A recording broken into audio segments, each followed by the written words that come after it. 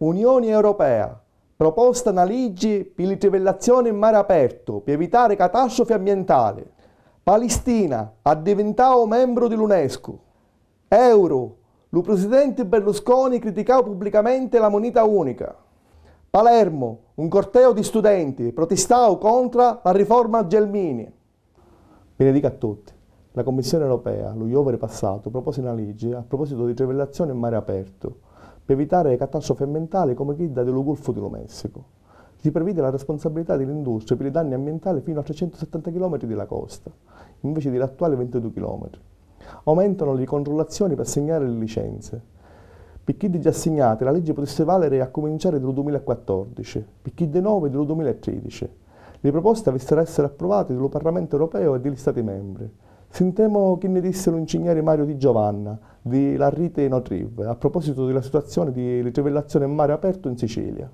La situazione per quanto riguarda le trivellazioni in Sicilia è estremamente delicata. Dopo le prime vittorie che siamo riusciti a ottenere con i vari comitati locali, in particolare col comitato Stop alla piattaforma, ricordiamo che siamo riusciti a far rigettare dal Ministero tutta una serie di concessioni che erano proprio limitrofe alla costa, entro le 6 miglia, i petrolieri sono ritornati alla carica, hanno richiesto e al momento è in fase di autorizzazione al Ministero dell'Ambiente una serie di concessioni, in particolare una sul banco di Pantelleria, che è una fra le più grandi risorse naturalistiche che abbiamo da noi. Questa società è una società che si chiama Audax Energy, ha presentato uno studio ambientale, purtroppo bisogna dirlo, risibile, al quale abbiamo fatto opposizione e speriamo di riuscire a fermare anche loro. In verità, se non c'è un'azione a livello nazionale e forse ancora meglio a livello europeo, non riusciremo a fermare questi signori che hanno dato l'assalto al nostro territorio.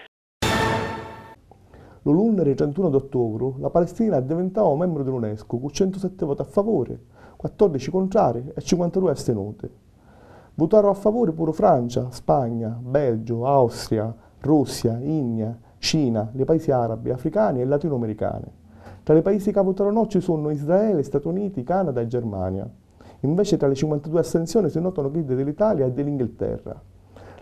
L'ammissione della Palestina in questo organismo dell'ONU, che si occupa di educazione, scienza e cultura, rischia di creare una profonda rottura tra l'ONU e gli Stati Uniti, che già dichiararono di non volere dare più un soldo all'UNESCO.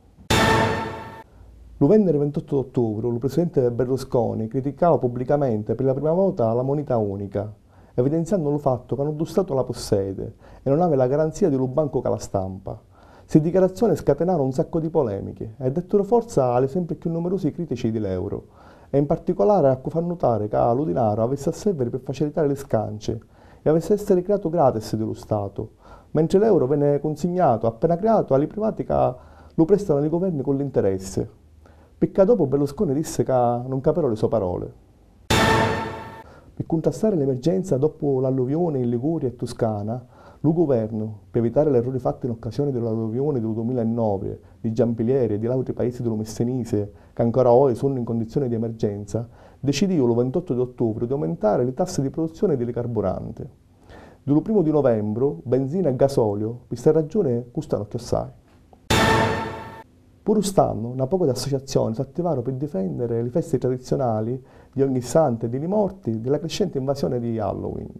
Lo venerdì passato, l'UGRIS organizzò a Palermo una conferenza sopra il tema Halloween, un'iniziazione esoterica per i picciotti.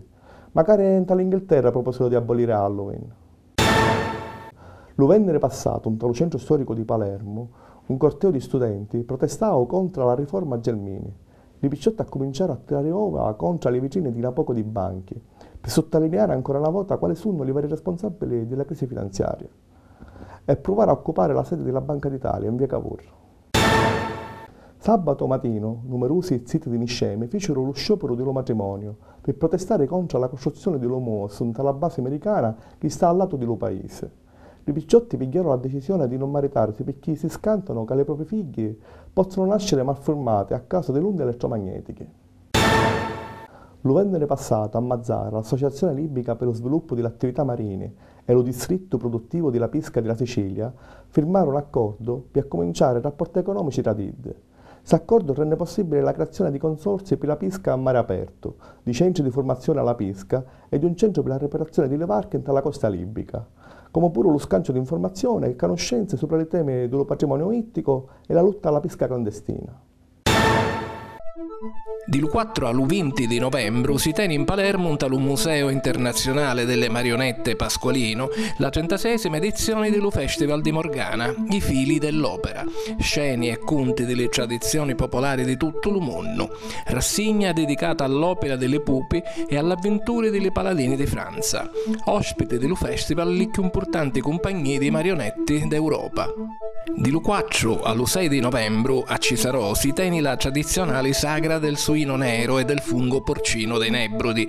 La sagra ha lo scopo di promuovere le sapura genuine, le custate di salsiccia di maiali niuro, funci porcini, maccarruna con lo succo di carne di maiali niuro, porchetta di maiali niuro e pane caudo conzato con olio, sali, pipi e peperoncino. L'organizzazione dell'evento prevede la presenza di numerosi bancareddi per la valorizzazione dei prodotti tipici di sto territorio. Questo è tutto per questa settimana. Ne vediamo il prossimo venerdì. Salutiamo!